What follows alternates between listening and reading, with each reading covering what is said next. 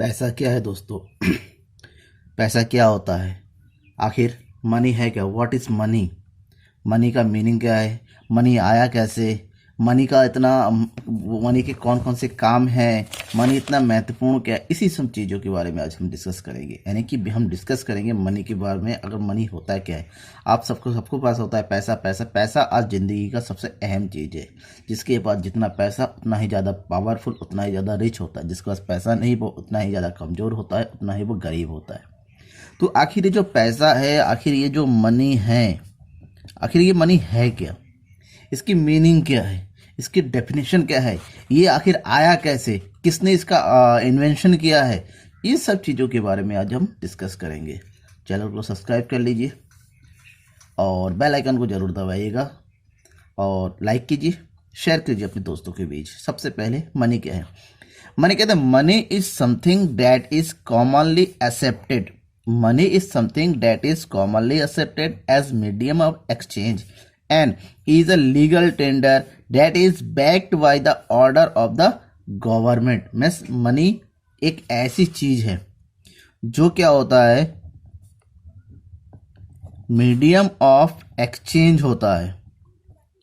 Medium of exchange, money एक ऐसा चीज है जो मीडियम ऑफ एक्सचेंज है, साथ ही साथ वो लीगल होता है। यानी कि लीगल टेंडर का मतलब होता है वो गवर्नमेंट के द्वारा उसको जो है लीगली घोषित किया जाता है और गवर्नमेंट के द्वारा ही इसको ऑथोराइज किया जाता है। किसके लिए? एज ए मीडियम और एक्सचेंज करने के लिए। और मनी के दौर, मनी एक ऐसी चीज है, मनी एक है जिसको हम स्टोर कर सकते हैं, जिसके द्वारा हम किसी चीज की भी वैल्यू को आइडेंटिफाई कर सकते हैं या फिक्स कर सकते हैं।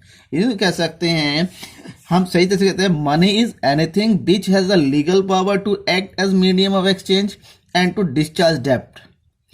That's mean currency notes and coins. हम मनी क्या क्या है, हम मनी में हमारे पास जितने भी करेंसी होता है जिससे हम खरीदते बेचते हैं, करेंसी नोट्स होते हैं या फिर आपके पास कॉइन्स होते हैं। ये सब चीज जो है करेंसी के अंदर मनी, ये सब मनी है।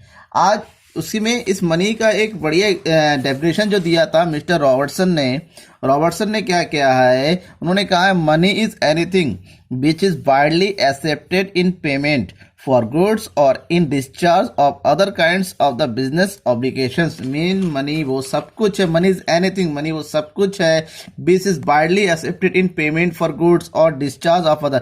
मतलब जिसका प्रयोग जो है किसी चीज के पेमेंट करने के लिए लोगों के द्वारा स्वीकार किया जाता है, साथ ही साथ बिजनेस के दूसरे जो ऑब्लिगेशंस है उसको डिस्चार्ज करने के रूप में भी प्रयोग किया जाता है।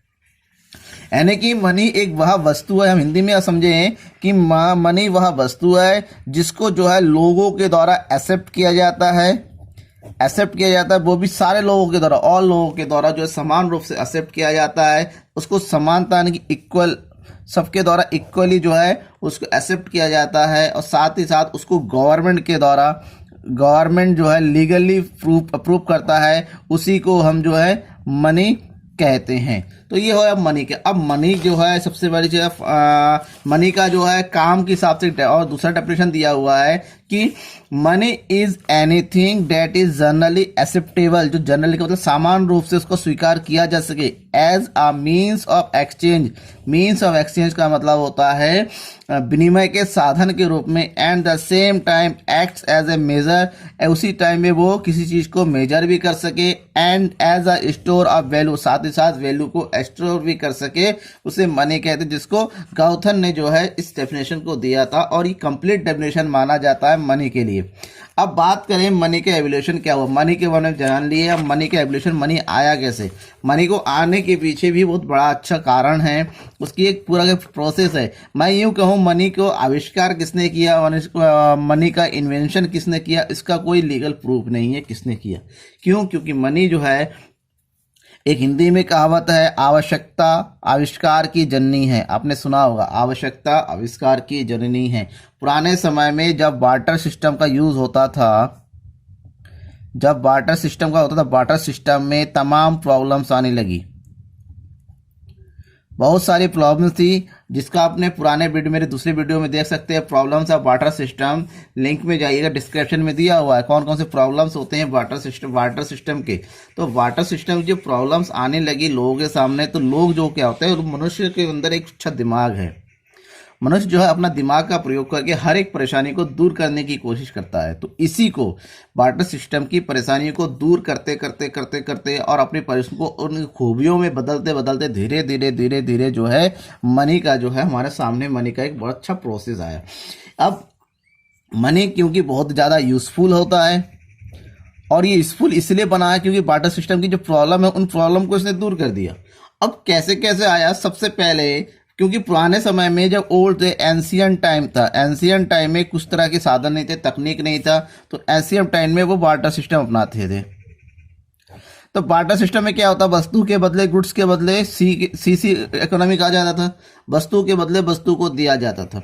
अब लोगों जब परेशानी आने लगी तो सबसे पहले कुछ लोगों ने जो है, उसी में से कुछ लोगों ने जो है तय किया कि एक फिक्स सामान बना दिया जब वस्तु की, इसको कहा जाता कमोडिटी मनी, यानी कि वस्तुओं के बदले वस्तु का इस्तेमाल। सबसे पहले ये हो गया कमोडिटी मनी का, ये सबसे पहले ये हुआ कि कमोडिटी मनी में कैसे सबसे किसका यूज किया जाने वाला, कुछ वस्तुओं का इस्तेमाल किया जाने, जैसे पेल्स हो गया, सी हेल्स हो गया, मतलब जो कीमती चीजें हैं, साल्ट, इन चीज का प्रयोग किया जाता है, मतलब चीजों को अदला बदला करने के लिए जो बहुत समय तक टिकी रहती थी, कमोडिटी मनी, पेल्स, सी हेल्स, साल्ट, एनी अदर चीजें।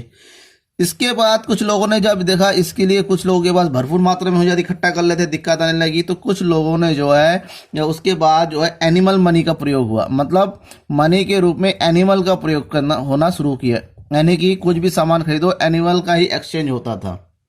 एनिमल के जो प्रयोग होता था वो किसका प्रयोग होता था, काव का, गोट का, हॉर्स का और दूसरी चीज़ों का, लेकिन जिसमें सबसे ज़्यादा यूज़ होता था गाय का, क्योंकि गाय बहुत ज़्यादा यूज़फुल होती थी, गाय का बहुत ज़्यादा प्रयोग होता था। लोग जो है गाय का इस्तेमाल सबसे ज़्यादा एक्सचेंज के रूप में पैसे मनी करते थे, इसको जो है एनिमल मनी कहा जाने लगा।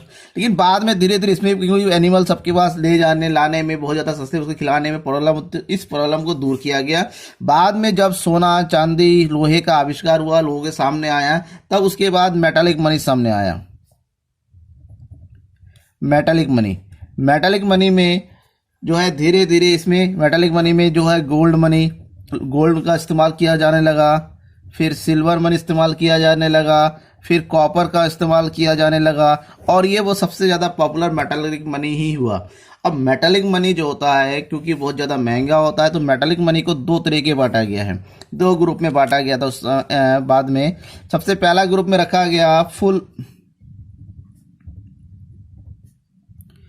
Bodied money. Full bodied money में क्या होता था, जो मेटल होता था इसमें मेटल की जो कीमत होती थी और मेटल पर जो उसकी एमआरपी होती थी वो दोनों बराबर होती थी, इक्वल होता था। यानी कि अगर मान लीजिए अगर सोना रखा जाता, 10 ग्राम सोने की कीमत जितनी थी और उस सोने की दोनों की बराबर होता, तो वैल्यू दोनों बराबर, तो इसमें प्रॉब्लम आती, तो लोग इसको गला के दूसरे काम में इस्तेमाल कर लेते थे क्योंकि वैल्यू बराबर थी। तो बाद में इसी चीज़ को दुकाने के लिए जो इसको जो है टोकन कॉइन का इस्तेमाल किया जाने लगा।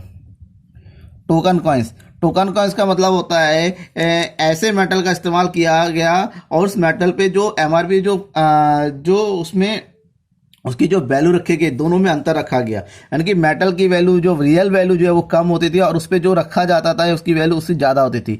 मान लो ये आज के टाइम में 1 रुपए का जो सिक्का होता है, 1 रुपीज़ का जो कॉइन होता है, उस कॉइन में 1 रुपीज़ लिखा होता है, एक्चुअल में उसका जो मेटल है वो मेटल 1 रुपीज़ का नहीं होता, उससे बहुत ज़्यादा कम होता है। उसकी इसी मनी को टोकन मनी, और इसका इस्तेमाल लोग जो है दूसरे कार्यों में नहीं कर सकते थे।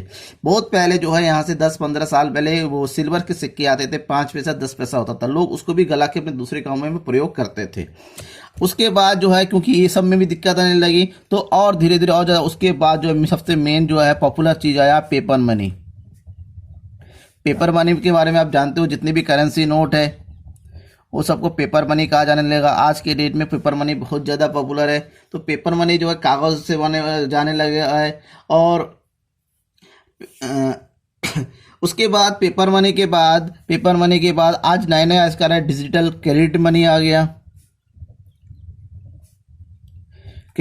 गया। फिर आप जानते हैं कुछ कंट्रीज़ में प्लास्टिक मनी का भी आ गया, इंडिया में भी प्लास्टिक मनी शुरू करने वाले हैं। और वो सबसे ज़्यादा चलन इस टाइम जो कौन सा है, डिजिटल मनी।